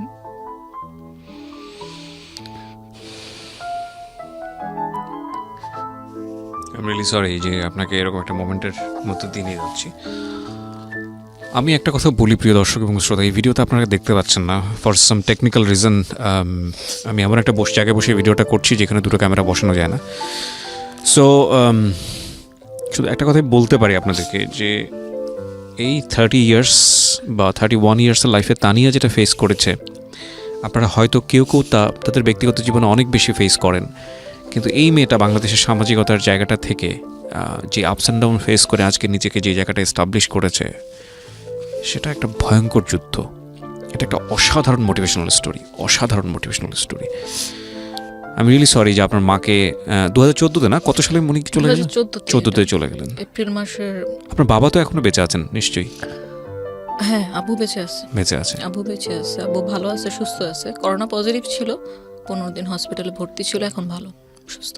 তো এরপরে কি হলো, মানে 2014-তেই তো আপনার আবার বিজনেসটাও ডিভাইড হয়ে যায়, ওই সময়টাতেই একই ঘটনা, একই বছরে, মানে দুটো ট্র্যাজেডি, রাইট? তো হচ্ছে প্রফেশনাল লাইফ আর হচ্ছে আম্মুর চলে যায়, পার্সোনাল লাইফ। বাট আপনি গিভ আপ করেন নাই? আমি গিভ আপ করিনি কেন ভাইয়া, আমি মানে বয়সের তুলনায় অতিমাত্রায় আমি প্র্যাকটিক্যাল, তো মন খারাপ কার না হবে, যার মা নাই তার কেউ নাই। আমার এত সাকসেস, এত মানে অলরেডি অ্যাসেট আমি ক্রিয়েট করেছি কাজ করে, অলরেডি একটা সামাজিক একটা পজিশন আমি নিতে পারছি, বাট এই সব কিছুর ভ্যালুর সাথে যদি আপনি মেজার করেন আম্মু নাই, আমার কাছে মনে হবে আমি আসলে খালি। আমি যদি একটু শর্ট করে কোশ্চেনগুলো করি আপনাকে, আপনার সাথে এখন কতজন এমপ্লয়ি কাজ করছে আপনার ভার্সেটাইল ইভেন্ট মেকার? আমার হচ্ছে বেতনভুক্ত আছে 15 জন। রেগুলার বেতন পায় আপনার এখান থেকে? বেতন পায়। ওকে। এবং আমি যেটা মানে আস্তে আস্তে যেটা আমার গ্রো করছে বিজনেসে, যে আমি যদি যতদিন নিজে স্বাবলম্বী না হব, আমি আমার ক্লায়েন্ট হারাবো, কারণ এত কম্পিটিটিভ মার্কেটে আপনাকে টিকে থাকতে হলে আপনাকে কস্ট মিনিমাইজ করতে হবে, রাইট? সো আমি যখন আমার লাইট লাগতেছে, সাউন্ড লাগতেছে, ট্রাস্ট লাগতেছে, এলইডি লাগতেছে, যেহেতু কর্পোরেট কাজ সব করতেছি কন্টিনিউ, আমার গ্লাস সিস্টেম লাগতেছে, আমি যখন হায়ার করতেছি তখন কিন্তু এখানে আমার ব্রোকারকে একটা চার্জ দেওয়া লাগতেছে। আস্তে আস্তে টাকা জমিয়ে আমি এই জিনিসগুলো নিজেই কিনে ফেলি। মানে এগুলো সব আপনার নিজের এখন আছে? হ্যাঁ, আমার নিজের আছে। সো আমি যদি অ্যাসেট ভ্যালুর জায়গাতে যাই, আপনি রাইট নাও তো আপনি এমবিএ কমপ্লিট করেছেন বোধহয়? আমি মাস্টার্স কমপ্লিট করেছি অ্যাকাউন্টিং থেকে, ওই সিটি কলেজ থেকে 2016-এ, এবং এরপর আমি আইসিএমবিও করেছি লেভেল 2 পর্যন্ত। ওকে। আপনি এরপরে নিজের প্রতিষ্ঠানটা গ্রো করেছেন, কোথাও জবের জন্য ট্রাই করেননি? না, জব আসলে আমার ছোটবেলা থেকেই কখনো করার ইচ্ছা ছিল না। সো আপনার এই অ্যাসেট ভ্যালু যদি বলি, আপনার 2000 মাত্র 6 বছর হয়েছে আপনার প্রতিষ্ঠানে, অ্যাসেট ভ্যালু যদি বলি আপনার প্রতিষ্ঠানে, সেটা কত? আমার আনুমানিক এটা 35 লাখ প্লাস। 35 লাখ প্লাস এই মাত্র আপনার 6 বছরে? 6 বছর। এবং সেখানে 15 জন মানুষের 15টা পরিবার আপনার এটাতে ইনভলভ। জি। আপনার বাবার ঋণের কি অবস্থা? আব্বুর ঋণ অলমোস্ট 95% আপনার মানে সলভ হয়ে গেছে। আমার চাচারাও অনেক এটাতে বড় একটা অবদান রেখেছে, কারণ আপনি নিজেও অবদান আমি রেখেছেন, নিজেও আব্বুকে এখন পর্যন্ত সাপোর্ট দিয়ে যাচ্ছি। ফ্যামিলিটা টানার ব্যাপারে আপনি মুখ্য ভূমিকায় আছেন। হ্যাঁ হ্যাঁ, কারণ হচ্ছে আমার ছোট বোন তো হচ্ছে যে দুজন পড়ালেখা করতেছিল ইমিডিয়েটলি, যেটা আমার ছোট সে অলরেডি মাস্টার্স কমপ্লিট করে ফেলেছে, ও টিউশনই করতেছে। বাট তার চেয়ে ছোট যেটা আছে ওর পড়ালেখার খরচ তো স্টিল নাও বিয়ার করতে হচ্ছে। এবং আমি যে এই যে 2010 থেকে জার্নিটা শুরু করলাম আমার ব্যবসায়িক জীবনে, আমি কিন্তু 2010 থেকে আব্বুর কাছ থেকে ওই যে 100-200 টাকা করে পকেট মানি এখন পর্যন্ত আমি আটানাও নেইনি। এই 20 বছর আমার পড়ালেখার খরচ, আমার চিকিৎসা, আমার শখ, আমার আহ্লাদ, আমার সবকিছু পূরণ আমি নিজেই করেছি। আপনাকে আমি প্রশ্নটা অনেক শুরু থেকেই করবো ভাবছিলাম, সেটা হলো যে যেই ভূমিকায় আপনি ছিলেন সেটা একটা ছেলের ভূমিকায়, আমাদের সামাজিকতার দৃষ্টিভঙ্গিতে সবাই চিন্তা করে যে একটা ছেলের ভূমিকা এটা। আপনি কি ধরনের প্রবলেম ফেস করেছেন, বা আপনি একই সাথে প্রবলেমের জায়গাটা না গিয়ে বরং আমি এই জায়গাটাকে যদি ডিফাইন করতে চাই যে একটা মেয়ের জন্য আমাদের এই সোসাইটিতে গ্রো করা সহজ কিনা? না, এটা এখন পর্যন্ত দুঃখজনক হলেও সত্যি, এটা এখন পর্যন্ত সহজ না। কারণ দেখেন, যদি আমার লাইফের উদাহরণ দিয়ে আপনারা বুঝতে পারবেন, খুব শিক্ষিত একটা পরিবার, আমাদের প্রত্যেকটা চাচা বাবা সবাই অনেক শিক্ষিত। তো শিক্ষার যে অভাব আছে তা কিন্তু না, প্রচণ্ড শিক্ষিত পরিবার। তারপরেও তার কিন্তু মেন্টালিটিতে এটা আসছে যে এই যে কাজের বৈষম্যটা, তুমি এই কাজ কেন করবা, এটা তো একটা কামলা খাটার মতো কাজ। তো এই জায়গাটাতে কিন্তু এটা কিন্তু শিক্ষার কারণে হয় নাই, পারিবারিক থেকে কিন্তু একটা বাইন্ডিংস আমার ছিল। আমি কিন্তু প্রথম 6 মাস কিন্তু জানাতে সাহস পাই নাই যে আমি এই কাজ করতেছি, কারণ আমি জানি প্রবলেম ফেস করতে হবে। এবং এর মধ্যে আরো যত ধরনের ইনসিডেন্ট হলো আমার সাথে, যেমন আমার একটা ছিনতাই হয়ে গেছিল, ল্যাপটপ চলে গেছিল, আমার 4 টেরাবাইট আপনার ব্যাকআপ ছিল, সেটাও চলে গেছিল। তারপরেও আমাকে এখানে সার্ভাইভ করে থাকতে হবে, কারণ আমি জানি আমি বিজনেস ছাড়া বা আমার যেটা বলি যে আমার শখ থেকে এটা নেশা হয়েছিল, নেশা থেকে পেশা হয়েছিল। সো প্রত্যেকটা এন্টারপ্রেনারের উচিত সে কাজটা করা যে কাজটা করলে তাকে মনে হবে না যে সে অ্যাকচুয়ালি কাজ করতেছে, কাজের মধ্যে মজাটা। তো সমাজের দৃষ্টিকোণ থেকে বললে আমি যে ধরেন এখন তো অনেকটাই মানে বলতে পারি যে আমার ফ্যামিলিগত যে দৃষ্টিকোণটা ছিল সেটা অনেকটাই পরিবর্তন হয়ে গেছে। এখন আমার আব্বুও প্রাউড ফিল করে। আমি যখন ফোন করে বলি, আব্বু আমার প্রোগ্রামে মাননীয় রাষ্ট্রপ্রধান এসছেন, রাষ্ট্রপতি এসছেন, লাইভ যাচ্ছে বিটিভিতে, তুমি দেখো, এটা বলতে আমার যতটা না ভালো লাগে, ওটা কিন্তু আমার ফ্যামিলি মেম্বারদের দেখতে আমার চেয়ে বেশি ভালো লাগে। আমি কোথাও ওয়েবিনার করছি, কোথাও ইন্টারভিউ দিচ্ছি, সেটার সাথে সাথে যখন লিঙ্কটা দেই ওনারাই কিন্তু আগে দেখতেছে, ওনারা সাপোর্ট দিচ্ছে। কিন্তু পাশাপাশি যদি একটা কথা বলি, দেখেন আমি যখন অসহায় ছিলাম, আমার যখন দরকার ছিল কোনো একটা মানে আমার কাঁধে হাত রাখার মতো মানুষ, যেহেতু আমার ফ্যামিলিতে এতগুলো বিজনেস পার্সন আছে, আমার ফ্রেন্ড সার্কেলে এত এত মানুষ আছে, তারা যদি আমাকে শুরুর থেকে মানে সাপোর্টটা দিত, আমার কিন্তু এই 10 বছর কিন্তু আমার এই টানাপোড়াটা লাগতো না। তা আসলে কিন্তু সবকিছু ফ্যামিলি থেকে আগে আসা উচিত, পরে তো আমি সমাজে চিন্তা করব। আমি এক্ষেত্রে একটু ডিফারেন্ট এই কারণে, অনেকেই আমার জায়গায় হলে থেমে যেত যে না আব্বু চাচ্ছে না, আব্বু এটা পছন্দ করেন, আমি করব না। আমি অনেক কিছুই আব্বুর কারণে স্যাক্রিফাইস করেছি, যেমন বলেছি যে আমি এখন পর্যন্ত হচ্ছে আমি ফটোগ্রাফিটা আমি স্যাক্রিফাইস করলাম। তারপর আমি কখনো আমার সবসময় চেষ্টা করেছি যে ফিমেল ফ্রেন্ড সার্কেল মেনটেন করার, সেফটি সিকিউরিটি পারপাসে। তো সবকিছুর ক্ষেত্রে আমি ঠিক আছি, মেনেছি তার কথা। কিন্তু যেদিকে আমি দেখবো যে না এই ভিউগুলো চেঞ্জ হওয়া উচিত আস্তে আস্তে, যে শুধুমাত্র একটা ছেলের ওপর একটা ফ্যামিলি ডিপেন্ড করে না, সেখানে আপনি কোনো কম্প্রোমাইজ করেন না। আমি সেই জায়গাটাতে কোনো কম্প্রোমাইজ, ঠিক এই জায়গাটা থেকেই আমি যদি একটা পরামর্শ চাই, আমাদের যারা শ্রোতা থাকলেন, অসংখ্য মেয়েরা দেখেন এখানে, আমি জানি আমার এই কন্টেন্টটা মিলিয়ন ভিউ হবে। আপনি কি বলবেন, একটা মেয়েকে যদি নিজের পায়ে দাঁড়াতে হয়, একটা মেয়ে শুধু নিজে চলবে না, তার পরিবারকে ক্যারি করার মতো যোগ্যতা রাখে, সেটা আপনার ভিডিওতে আপনি আপনার বক্তব্যে প্রমাণ পেয়েছে, আপনি তাকে কি পরামর্শ দিতে চাইবেন? কোন এনার্জি নিয়ে আসলে মাঠে নামতে হবে? দেখুন, আমরা অনেক বড় বড় ফেমাস মানুষরাও অনেক কন্টেন্ট বানায়, অনেক ভিডিও বানায় মোটিভেশনের উপর। এই যে মোটিভেশনের উপর ভিডিওগুলো বানায় না, এই যে বলতেছে তার নিজেরও তো একটা মোটিভেশনের দরকার আছে, যেটা আমার ক্ষেত্রে হয়েছে যে সেলফ মোটিভেশন। প্রত্যেকটা মানুষ, এটা আমি শুধু মেয়েদের ক্ষেত্রে বলবো না, ছেলে মেয়ে সবার ক্ষেত্রে বলবো, যে প্রত্যেকটা মানুষ যদি প্রতিদিন রেগুলারলি আপনার 10 বা 15 মিনিট সময়, সেটা সকালে রাত্রে যে কোনো পছন্দময় ফ্রি টাইমে সেলফ মোটিভেশনকে নিয়ে যদি একটু ভাবি যে আমার লাইফে অনেক মানুষের, প্রত্যেকটা মানুষের লাইফে, আমার লাইফ যারা দেখছে, আপনি আছেন, প্রত্যেকটা মানুষের লাইফে যার যার অবস্থান থেকে অনেক সমস্যা আছে, সমস্যা তো থাকবেই, কিন্তু এই সমস্যা যে পরবর্তীতে আরও বাড়বে না এর যেমন কোনো গ্যারান্টি নেই, আমি চেষ্টা করলে সেই সমস্যাটা যে আরও কমাতে পারবো না এরও কিন্তু কোনো গ্যারান্টি নেই। সো চেষ্টা সবসময় থাকতে হবে। আমি যেটা মনে করি, আমি যদি ভাবতাম আমি একটা মেয়ে মানুষ, আমার তেমন কোনো একটা টাকা নাই, আমি করব, আমার কোনো সাপোর্ট নাই, আমি কি করব? মানে আমি কি কারো কাছে জবের জন্য অ্যাপ্লাই করব, না কাউকে যা বলবো যে আমাকে বিজনেস করার জন্য টাকা লোন দেন? আমি এগুলো কোনো কিছুই করিনি। কেন করিনি? কারণ আপনি সবসময় দেখবেন আপনি কোন কাজ করতেছেন, আপনি ওপেন হন, আপনি আপনার ফ্যামিলি, আপনার বাবা মার সাথে আপনি ওপেন হন, তাদের কাছ থেকে কোনো কিচ্ছু লুকাবেন না। বিশ্বাস করেন যে আপনার বাবা মার চেয়ে বড় সাপোর্ট আপনার এই পৃথিবীতে কেউ নাই, সে আপনার যত ঘনিষ্ঠ হোক। আপনি যদি আপনার প্যারেন্টসের কাছে একদম খোলামেলা থাকেন, একটা ওপেন বুক যে আপনাকে পড়তে পারবে, আপনি যে কোনো প্রবলেম তার সাথে শেয়ার করেন, আপনার পার্সোনাল হোক প্রফেশনাল, আপনি বড় একটা সাপোর্ট সেখান থেকে পাবেন। হ্যাঁ, আমি 6 মাস বলতে পারিনি আমার বাবার কাছে, কারণ আমি জানি আমার বাবার মাইন্ডসেট কি। বাট আজকের দিনের ডেটে যদি আমি বলি, আমার চেয়ে বেশি প্রাউড আমার বাবা। কারণ আমি যে জায়গায় আমি কাজ করতেছি, তো এই জায়গায় তো আমি একদিনে চলে আসতে পারবো না। আমি তানিয়া যদি 2010 সালে সেই 22,000 টাকা ইনভেস্টমেন্ট নিয়ে আমি সিনেমাতে যেতাম, আমি হয়তো ক্যান্টনমেন্টে গেট দিয়ে ঢুকতে পারতাম না। আমার পরিচয় কি? এখন আমি যে কোনো গেট দিয়ে আমার access allow. Even not only Dhaka cantonment, আমি ঢাকার বাইরে অনেক ক্যান্টনমেন্টে কাজ করতেছি। তো এই জিনিসগুলো কিন্তু ধাপে ধাপে ধাপে ধাপে আসছে। আপনার যে কোনো প্রফেশন বলেন, এটা জব সেক্টর হোক, বিজনেস হোক, আপনাকে অবশ্যই আপনার ধারাবাহিকতা থাকতে হবে আপনার কাজের, আপনার ক্রিয়েটিভিটির। আপনি সবসময় চেষ্টা করবেন আমি যেটা করব অনেস্ট ওয়েতে করব, আমার 100% আমি দিব। আপনার কোনো একটা ভুল হয়ে গেছে, আপনার ফ্যামিলিকে জানান, আপনার ক্লায়েন্টকে জানান, আপনার যে কাজ করছে তাকে সহযোগীকে জানান যে আমার এই ব্যাপারটা ভুল হয়ে গেছে, তুমি এটা ঠিক করে নিও। কখনো মানে আমি নিজে যেটা ফিল করি যে আমি কখনো কোনো ভুল করে সরি বলতে, আমি এক জায়গায় 100 বার সরি বলতে রাজি আছি, কিন্তু আমার যেখানে ভুল নাই সেখানে যদি কেউ আমাকে ব্লেম করে, আমি যথাসাধ্য চেষ্টা করবো তার ভুলটা কিভাবে ভাঙানো যায়। আমি দ্বন্দ্বে যেতে রাজি না। দেখুন দিন দিন জিনিসগুলো অনেক কমপ্লিকেটেড হয়ে যাচ্ছে, মানুষগুলো খুব কমপ্লিকেটেড হয়ে যাচ্ছে, কেউ কোনো জিনিস ইজিলি নিতে পারতেছি না। ও আমাকে এটা কেন বললো না, ওর তো এটা বলার কোনো রাইট নেই, ওকে আমার লাইফে ইন্টারফেয়ার করার ব্যাপারগুলো খুব বেশি গম্ভীর হয়ে যাচ্ছে। আমরা যদি পজিটিভ এনার্জি গুলো শুধু নেই মানুষের কাছ থেকে, নেগেটিভ এনার্জি গুলো যদি না নেই, এমনিতেই আপনার লাইফটা অনেক স্মুথ হয়ে যাবে।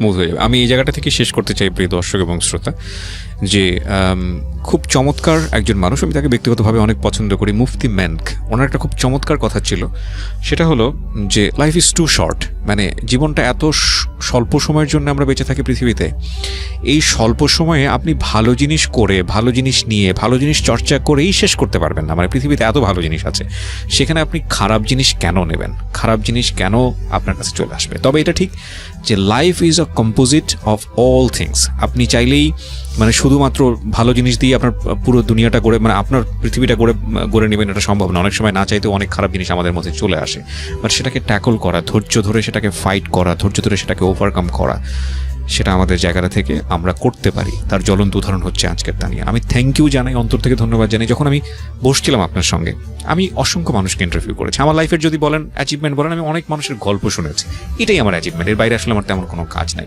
তবে আমার কাছে মনে হয় যে এই কাজগুলো করতে গিয়ে যে একটা মানুষের গল্প ধৈর্য ধরে শোনা, তাকে সেভাবে উপস্থাপন করা, এটাও একটা বড় ধরনের দায়িত্ব। তো সেই জায়গাটা থেকে আমি কখনো কখনো মানুষের হয় কি ফেস দেখি বলে ফেলতে পারি যে না, এই মানুষটার মধ্যে এরকম একটা গল্প লুকিয়ে আছে, এটা কাজের অভিজ্ঞতার জায়গাটা থেকে। তো আমি যখন আসছিলাম স্টুডিওতে, তখন আমার কাছে মনে হচ্ছিল যে আমি একটা অনেক চমৎকার একটা গল্প আপনার কাছ থেকে শুনতে যাচ্ছি, বাট সেটা যে এতটা বেশি ইমোশনাল হবে, বিশেষ করে আপনার মায়ের